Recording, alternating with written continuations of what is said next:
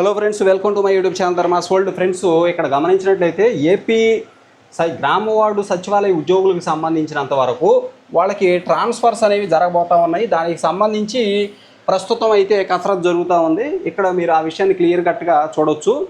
ఇక్కడ చూసినట్లయితే ఈ నెలాఖరికల్లా ఈ ప్రక్రియతో పాటు విధుల హేతుబద్ధీకరణ కూడా పూర్తి చేయాలని భావిస్తూ ఉన్నారు. ఇదిగోండి, ఈ నెలాఖరికల్లా ప్రక్రియతో పాటు అంటే ట్రాన్స్ఫర్స్ ప్రక్రియతో పాటు ఏదైతే ట్రాన్స్ఫర్ జరుగుతున్నాయో ఇప్పుడు ఈ నెలాఖరికి ఆ ట్రాన్స్ఫర్స్తో పాటు విధుల హేతుబద్ధీకరణ అంటే ఎవరికి ఎంత మేర విధులు మరి అప్పగించాలి అనేది అది కూడా పూర్తి చేయడం జరుగుద్ది.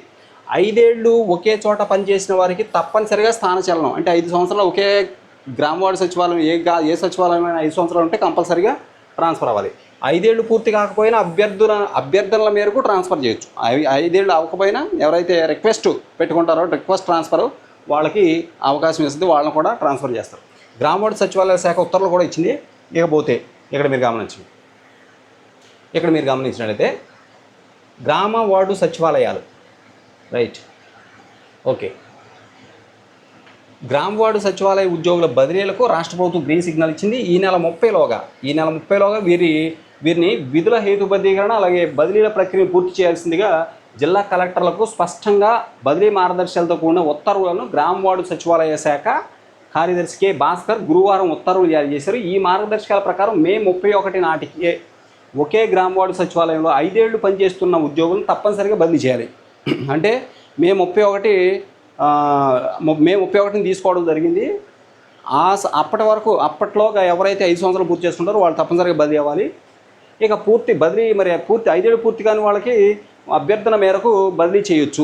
అంటే రిక్వెస్ట్ పెట్టుకుంటే వాళ్ళని కూడా బదిలీ చేయడం అనేది జరుగుద్ది అనమాట. ఇకపోతే ఇక్కడ మీరు గమనించండి, ఏంటది ఉద్యోగుల బదిలీలు. ఉద్యోగులను వారి సొంత మండలానికి బదిలీ చేయకూడదు, ఇదొక నిబంధన. ఉద్యోగులు తమ సొంత మండలానికి బదిలీ చేయడానికి వీల్లేదు. అలాగే దృష్టిలోపం ఉన్న వారికి ప్రాధాన్యత ఇవ్వాలని, మానసిక వికలాంగ పిల్లలు ఉన్న ఉద్యోగులకు సంబంధించిన వైద్య సౌకర్యాలు అందుబాటులో చోటుకు లేదా వారు కోరుకునే ప్రాంతానికి బదిలీ చేయాలి. అంటే ఎవరైనా వికలాంగ పిల్లలు ఉన్నటువంటి ఉద్యోగులకు కంపల్సరీగా వైద్య సదుపాయాలు అందుబాటులో ఉండేటువంటి ప్రాంతానికి వాళ్ళని బదిలీ చేయాలి. రైట్. గిరిజన ప్రాంతాల్లో 2 ఏళ్లకు పైగా పనిచేసిన ఉద్యోగులకు 40% వైకల్యం కలిగిన ఉద్యోగులకు బదిలీలో ప్రాధాన్యత ఇవ్వాలి. గిరిజన ప్రాంతాల్లో ఎవరైతే పనిచేస్తారో వాళ్ళకి ప్రాధాన్యం ఇవ్వాలి. అలాగే 40% వైకల్యం ఉన్నటువంటి ఉద్యోగులకు ప్రాధాన్యం ఇవ్వాలి. నెక్స్ట్, క్యాన్సర్ కానీ open heart operation, neuro surgery, kidney transplantation వంటి వ్యాధులతో బాధపడే ఉద్యోగులకు లేదా ఉద్యోగులపై ఆధారపడిన భార్య లేదా పిల్లలు ఉంటే అటువంటి వారికి ఆయా వైద్య సౌకర్యాలన్న ప్రాంతాలకు బదిలీ చేయాలి. ఏవైనటువంటి బలహీనతలు, అనారోగ్య సమస్యలు అంటే పెద్ద అనారోగ్య సమస్యలు, neuro surgery, open heart surgery, cancer, అలాగే ట్రాన్స్ప్లాంటేషన్, కిడ్నీ ట్రాన్స్ప్లాంటేషన్ వంటి పెద్ద వ్యాధులు, ఈ బలహీనతలతో ఉండే వాళ్ళకి ఆ సౌకర్యాలు అందుబాటులో ఉండే ప్రాంతానికి వాళ్ళని బదిలీ చేయాలి. నెక్స్ట్ ఇక్కడ చూడండి, కారుణ్య ప్రాతిపదికన నియమించిన వితంతు ఉద్యోగులకు బదిలీలో ప్రాధాన్యత ఇవ్వాలి. వితంతు ఉద్యోగులకు కూడా బదిలీలో విడోస్ వాళ్ళకు ప్రాధాన్యం ఇవ్వాలి. ఇక దృష్టిలోపం ఉన్న ఉద్యోగులకు బదిలీ నుంచి మినహాయింపు పొందవచ్చు. దృష్టిలోపం ఉంటే వాళ్ళు అక్కడే ఉండొచ్చు, బదిలీ అవ్వాల్సిన అవసరం లేదు, వాళ్ళకి మినహాయింపు ఉంది. ఇక ఒకవేళ బదిలీ కోసం అభ్యర్థిస్తే గ్రామ వార్డు సచివాలయాల్లో ఆ కేటగిరీలో స్పష్టమైన ఖాళీ లభ్యత ఆధారంగా కోరుకున్న చోటుకు బదిలీ చేస్తారు. ఒకవేళ వాళ్ళు కోరుకుంటే బదిలీ చేస్తారు. దృష్టిలో ఉన్న వాళ్ళు బదిలీ చేయాల్సిన అవసరం లేదు, వాళ్ళు అక్కడే ఉంటారు. ఒకవేళ వాళ్ళు కోరితే తప్ప బదిలీ చేయరు. ఇక భార్యాభర్తలు ఉద్యోగులు అయితే ఇద్దరిని ఒకే స్టేషన్కు లేదా దగ్గరగా ఉన్న స్టేషన్కు బదిలీ చేయాలి. భార్యాభర్తలు స్పౌజ్ కేటగిరీ అన్నమాట. స్పౌజ్ కేటగిరీ అంటే ఇద్దరు భార్యాభర్తలు ఉద్యోగులు అయితే వాళ్ళని ఇంచుమించు ఒకే సచివాలయానికి బదిలీ చేయాలి, లేదంటే దగ్గరలో ఉన్న సచివాలయాల్లోనే వాళ్ళని బదిలీ చేయాలి. గిరిజన, మారుమూల, వెనకబడిన ప్రాంతాల్లో ఖాళీల భర్తీకి కలెక్టర్లు ముందుగా ప్రాధాన్యత ఇవ్వాలి. ఇక ఐటీడీఏ ప్రాంతాలకు బదిలీ అయిన ఉద్యోగులు నిర్దేశిత గడువులోగా విధుల్లో చేరాలి, లేకపోతే క్రమశిక్షణ చర్యలు తీసుకోవాలి. అంటే గిరిజన, మారుమూల, వెనకబడిన ప్రాంతాల్లో ఖాళీలు ముందు భర్తీ చేయాలండి. అక్కడ ఉన్న ఖాళీలు ముందు భర్తీ చేయాలి. అక్కడ ఆ సచివాలయాలు ఉద్యోగులు ముందు నియమించాలి కాబట్టి అక్కడ ఖాళీలు ముందు చూపిస్తారు, అక్కడ కంపల్సరీగా ఫిల్ అయ్యేటట్టు చూస్తారు. ఇక నిధులు చెల్లింపు పెండింగ్ ఉన్న ఉద్యోగులను రిలీవ్ చేయకూడదు. ఎవరైనా ఇంకా బిల్స్ అన్ని క్లియర్ చేయకపోతే వాళ్ళ యొక్క బదిలీని జరపరు, వాళ్ళ బదిలీని నిలుపుదల చేస్తారు.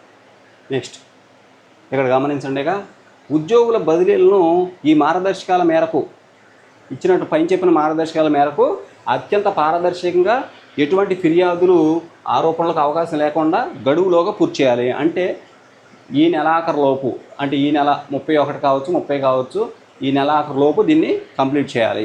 నెక్స్ట్ సొంత మండల పరిధిలోనే బదిలీ చేయాలంట. బదిలీలు కూడా సొంత మండల పరిధిలోనే.